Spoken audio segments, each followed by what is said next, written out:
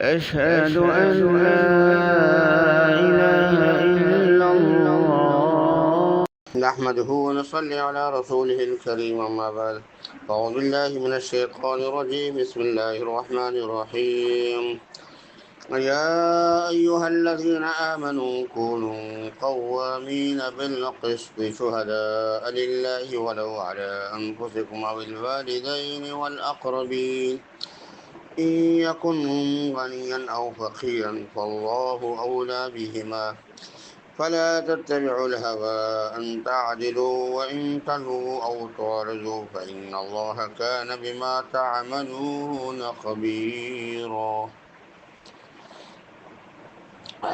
صدق اللہ العظیم۔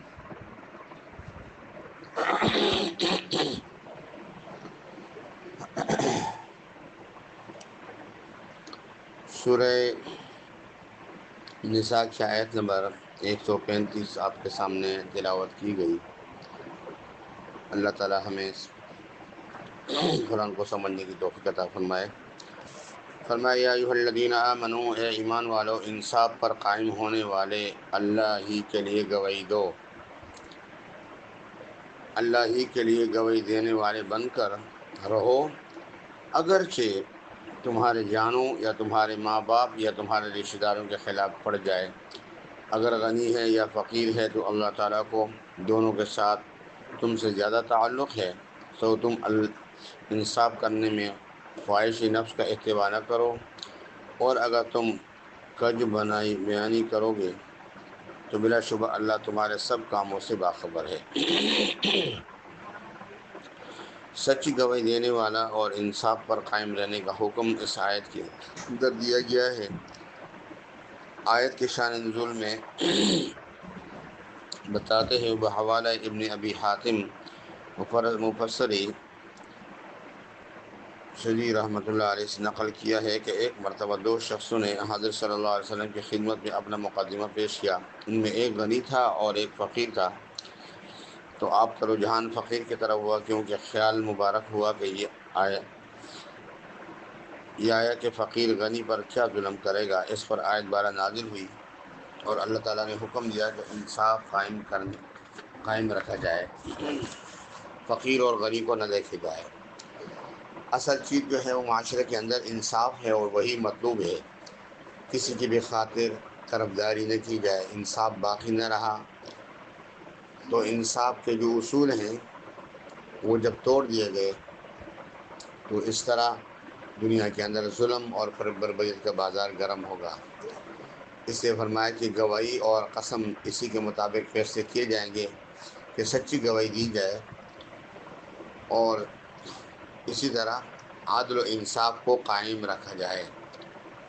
اور یہ حکم بھی دیا کہ اللہ کے لیے گواہی دینے والا بنو، گواہی بھی جھوٹی گواہی نہ دے، کسی کی طرفداری بھی نہ کرے، حق کو خوب اچھی طرح واضح کر کے گواہی دینے میں غلط بیانی نہ کرے، جیسے زبان موڑ کر یا الفاظ کی ہیرا پھیری کر کے بعض لوگ گواہی دیتے ہیں تاکہ معاملہ جو ہے وہ مشکوک ہو جائے۔ اس میں ظالم کی طرفداری ہو جاتی ہے یا حق واضح نہ ہونے سے حاکم فیصلہ دینے سے عاجز رہ جاتا ہے، جس سے مظلوم کا حق مارا جاتا ہے، اور گواہی دینے سے اعراض بھی نہ کرے، کیونکہ یہاں کسی کا حق مارا جاتا ہو وہاں حق کی گواہی دینا واجب ہے۔ اس واجب کی خلاف ورزی کرنا بہت بڑا گناہ ہے۔ اسی کو فرمایا کہ وَإِن تَلْوُوا أَوْ تُعْرِضُوا، اور سورہ بقرہ میں فرمایا کہ وَلَا يَأْبَ الشُّهَدَاءُ إِذَا مَا دُعُوا، اور اسی طرح فرمایا کہ وَلَا تَكْتُمُوا الشَّهَادَةَ وَمَن يَكْتُمْهَا فَإِنَّهُ آثِمٌ قَلْبُهُ۔ مزید ارشاد فرمایا کہ اللہ کے لیے گواہی دو، اور گواہی میں یہ دیکھو کہ یہ کس کے خلاف جائے گا۔ اگر حق کہے گا وہی تمہارا اپنی جانوں کے خلاف ہو یا تمہارے والدین کے خلاف یا رشتہ داروں کے خلاف ہو تب بھی صحیح ہے، اور حق دے دو۔ سچی گواہی تم نے دینی ہے، چاہے تمہارے اپنے جانوں کے خلاف، تمہارے رشتہ داروں کے خلاف، تمہارے والدین کے خلاف، کسی کے خلاف بھی جائے، آپ نے حق کا ساتھ دینا ہے، رشتہ داری کا ساتھ نہیں دینا۔ اور ساتھ میں یہ بھی کہ وہ تمہارے عزیز و اقارب کا کوئی نقصان ہوگا یا نہیں ہوگا، اس لیے کہ اگر نقصان ہو گیا تو حقیق دنیا کی خاطر آخرت کے نقصان سے تو بچ جائے گا۔ اس سے فرمایا کہ وَلَوْ عَلَىٰ أَنفُسِكُمْ، یہ بھی معلوم ہوا کہ جب کسی کا کوئی حق اپنے ذمہ نکلتا ہو تو واضح طور پہ اس کا بھی اقرار کرنا لازم ہے کہ اس کھانے کا حق میرے خلاف ہے، اگرچہ یہ نفس کے خلاف ہے اور نفس جو ہے اس کو دینا نہیں چاہتا، لیکن آخرت کو سامنے رکھ کر اور گواہی دینی چاہیے۔ آگے فرمایا کہ یہ نہ دیکھو کہ جس کے خلاف گواہی پڑ رہی ہے اور جس کے خلاف فیصلہ ہو رہا ہے یہ غنی ہے یا فقیر ہے۔ امیری غریبی اللہ کی دی ہوئی ہے۔ امیری اور غریبی سے اللہ تعالیٰ کو زیادہ تعلق ہے، کیونکہ وہ ان کی مخلوق ہے اور اللہ اپنی مخلوق کا کہ سب کا حاجت روا ہے۔ تمہیں کسی امیر غریب سے اتنا تعلق نہیں ہے جتنے کہ اللہ تعالیٰ کو اپنے مخلوق سے تعلق ہے۔ جب اللہ تعالیٰ نے سب کی مصلحت اسی میں رکھی ہے کہ صحیح گواہی دی جائے، حق بات کہی جائے، تو تم اسی حکم پر عمل کرو۔ یہ نہ دیکھو کہ مالدار کے پاس مال جا رہا ہے یا اسے دینا پڑ رہا ہے، یا غریب کو نہیں مل رہا یا غریب کو دینا پڑ رہا ہے، بلکہ ہمیشہ حق ہی کو اختیار کرو اور صحیح گواہی دو۔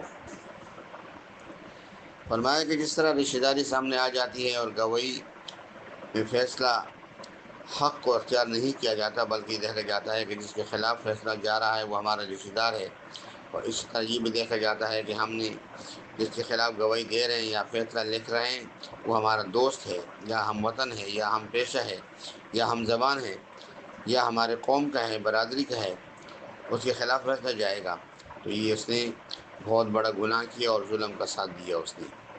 اس نے اپنے خاندان کی رعایت رکھی، اللہ کے حکم کی رعایت نہ رکھی۔